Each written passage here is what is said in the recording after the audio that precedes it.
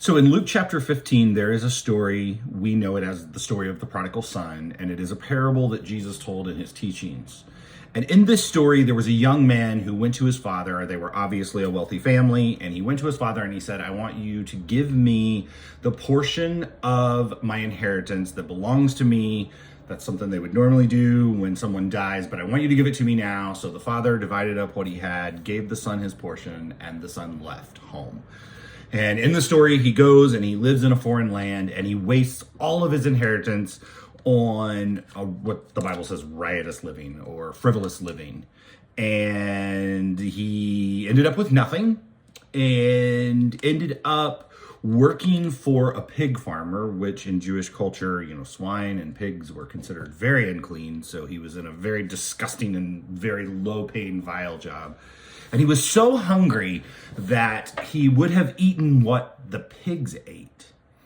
And sitting in the pig pen, watching the pigs eat food, he says in his mind, my father has all of the riches in the world. He has all of the money in the world. I'm going to return home and I'm going to ask Dad just to make me a servant, make me a hired servant. So he travels home. The father sees him from far away, runs out, throws a robe on him, says, kill the calf. Let's have a feast. Let's throw this big party. The son that I thought was lost, the son that I thought was dead has now returned home. The older brother who never left, who stayed and worked and did all the things that he was quote unquote supposed to do, then got super angry and super bitter and super jealous. And he's like, why are we having a party for this guy when he left and squandered and did all the things wrong? And I've been here the whole time. I've been doing what you told me to do. I've been helping out on the farm, whatever they did back then. And he said, you don't throw me parties. You don't celebrate. And the father looks at the elder son and he says, I've had you and you've had me, and everything that we have belongs to each other. We're celebrating something that was lost. And in other parables in the story, there's a coin, there's different parables that Jesus told. And it was all about something being lost and searching until it was found. Now, that being said, this particular parable has always been a little triggering for me because I am the prodigal son in my family. In 2006, I came out, left the church, walked away from Pentecostal, traditional Protestant beliefs. And that being said, I did that without the tools to know how to navigate the real world. I had been so sheltered. Everything was protected. And my friends went to church. I went to church and everything happened around the church. And there was this big, huge, vast world out there that I really knew little to nothing about. So my story becomes very, very, very similar to the story of the prodigal son. Because I left home, I left Pentecostal, I left the faith, excuse me.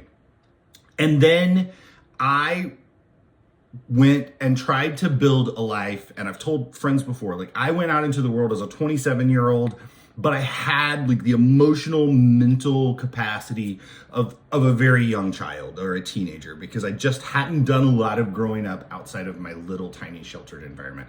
We didn't have television. We didn't watch the news. There was just so much I didn't know. I had a very, very sheltered and protected life up to this point. So when I got out there, the world was big. The world was vast. I had so much trauma, so much fear. I kind of fell apart. I squandered money. I had great jobs. I made good money. I spent that money.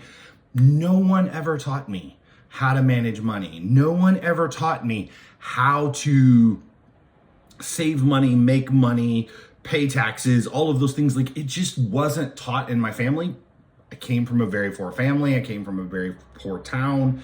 I came from a very poor region. So there just wasn't a lot of wealth. So I went out into the quote unquote world and I floundered a lot.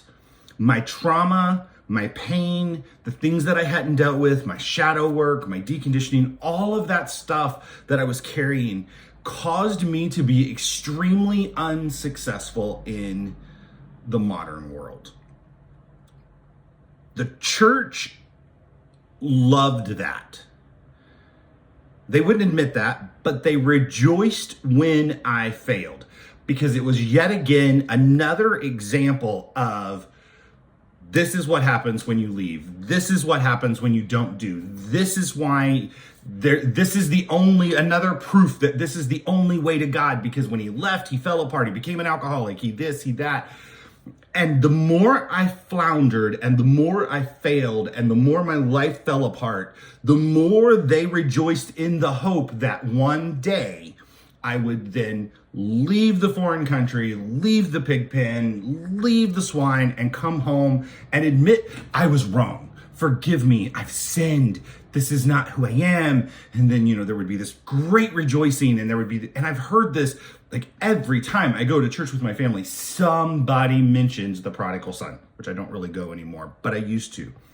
And somebody would bring up the prodigal son, or somebody would talk about the prodigal son, because there's this ending. Jesus told the story with a very specific ending, and I'm not here to argue about the ending. I'm not here to say it's right or not right. I know people who have left the faith, struggled, and went back to the faith and done really well in the faith, and I rejoice for them. Whatever it is that requires, whatever that it happens in your life that causes life to do and go easier and better for you, that allows you to heal, I can rejoice in that. I'm not here to discuss, one ending versus the other. I can say, as someone who very, very, very much fits the prodigal son description, there is a way that this story ends that does not fit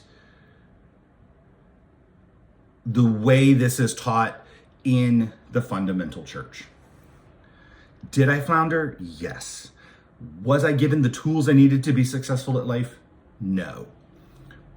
But after about a decade of floundering, struggling, bankruptcy, unable to manage my money, unable to make money, unable to be successful in business, unable to keep jobs, unable to be in healthy relationships and meet quality people and make solid friends. After over a decade of that, I reached a point in my life where I realized that I wanted to do things differently. It was a slow fade. It was a slow heal. But I started making progress. I've never returned home to my faith. I never will return home to my faith. I don't believe it. I believe that it's toxic. I believe that it harms a lot of people that don't fit traditional molds. And so for me, it was about finding and learning how to live my life in a way that felt right to me. So my prodigal story, I can follow that parable, or I can follow that teaching up to the point where the guy ends up in the pig pen and he had nothing left. He had lost everything. I follow that story perfectly. But then where this story for me as the quote unquote prodigal son takes an alternative ending is I found myself, and I found my return to sanity, and I found my return to authenticity and what the world would classify as a successful human through therapy, and understanding who I was and understanding what I believed and being able to unpack all of those years of trauma and all of those years of pain and suffering. I was able to unpack those through therapy and through books and through spiritual work and doing the things that I needed to do. And I was able to heal that part of me. That being said, so there was a return. There was a very lost human, a very troubled human, a very, very, very unsuccessful human in a lot of ways that was then found, that was returned to sanity. But that did not happen in the traditional way. And the reason I bring up this story is because in my deconditioning process, as I begin to heal, my relationship with my past, my relationship with my family, my relationship with the church in general, or the Protestant faith, or the Pentecostals in general, as I begin to heal those things, I have to let go of what they say the story is, because they're never going to change. I'm always going to be the prodigal. I'm always going to be the sinner. I'm always going to be the abomination. I'm always going to be the lost one out there in the world. And for them, there's no other ending. There's no other way this story ends except for me to hit rock bottom, be left with nothing, and then come back to the church, come back to the faith, admit that I was wrong, and begin to live my life in accordance with exactly how they say that you have to live. That's not going to happen. That's not my story. But when I let go of trying to convince them that I'm okay, or trying to convince them that I'm all right, or I'm not going to burn in their hell, or I'm not going to go to their place, or I'm not going to suffer their punishment, or their God doesn't hate. When I let go of all of that narrative, and I just said, this story ends differently for me, I started to be able to find some peace around things like this story. When I hear the story now of the prodigal son, whether it be a song, whether it be something I see on YouTube, whatever it is, when I hear that story, I think to myself, I'm so grateful there's an alternative ending. I'm so grateful that I now have the peace that I know that I have returned to. So they say, if God, universe, whatever you call it, is represented by the Father in that story, I have returned home. I have a connection with a higher power that I choose to call the universe. I have a spiritual practice. I have peace in my soul. I have love for myself enough that I can now overlook so many things that the world said, or the church said, or others have said that it was broken about me.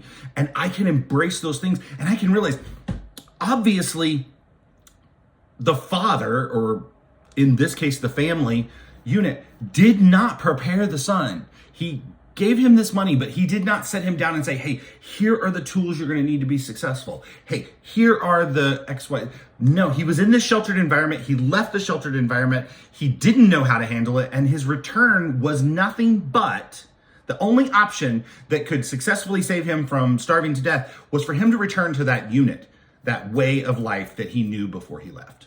And there is an alternative ending to this story. I am living proof that there are people walk away from the church.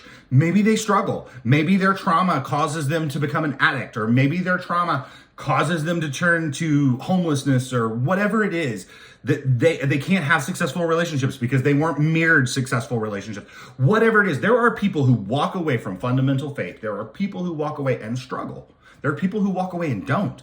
But my story, the prodigal story that I carry, is someone who walked away and really self-destructed for a very long time.